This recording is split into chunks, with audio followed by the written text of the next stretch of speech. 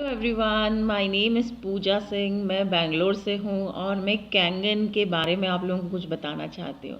Kangen machine इस्तेमाल करते हुए अभी सिर्फ मुझे 15 दिन हुए हैं। विश्वास कीजिए कि इन 15 दिनों में मुझे नहीं पता मेरे शरीर में अंदर क्या बदलाव आए हैं, लेकिन जितना हम महसूस कर पा रहे हैं एज अ लेडी, मुझे इतना समझ में आया कि मेरे जो गैस्ट्रिक प्रॉब्लम था, जो कि मैं कई सालों से परेशान थी, वो गैस्ट्रिक मान के चलिए 1% बॉडी में रह गया है। 1% भी मैं बोलूँगी माइनस में जाने वाला है ये बहुत जल्दी। I can imagine the results.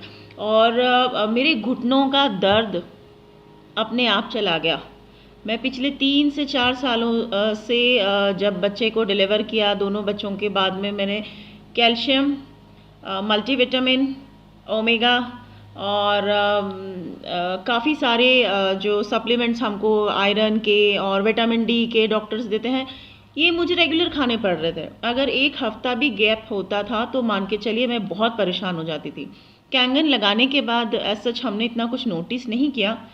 एक दिन बच्चे को नहलाने के बाद, स्कूल भेजने के बाद आई रियलाइज़ कि मैंने बिना स्टूल के बैठे हुए उसको नहला के और स्कूल के लिए रवाना भी कर दिया। बाद में मुझे याद आया कि मैं तो अपने घुटनों पे अपने आप बैठ के उठ गई।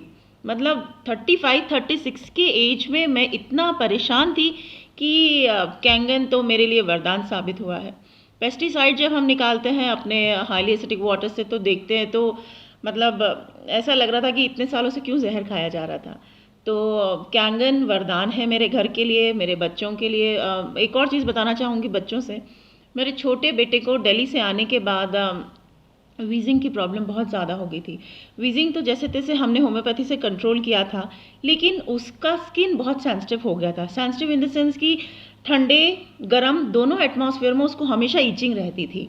हमको एक एटमॉस्फेयर मेंटेन करके चलना पड़ता था। बैंगलोर में तो मेंटेनेंस वेदर का कुछ कह ही नहीं सकते हैं। तो उसको हमेशा रैशेस होते थे, जो हमारे सेंसिटिव स्किन जो जॉइंट्स होते हैं वहाँ पे। सिर्फ और सिर्फ ब्यूटी वाटर नहाने के बाद में उसके बॉडी पर डालने से पिछले 15 दिनों में वो खुद बच्चा मुझे कह रहा है कि मम्मा मुझे आजकल खुजली नहीं होती, मुझे इचिंग नहीं होती। बच्चों के पेट अपने आप साफ हो रहे हैं। तो कुछ तो है।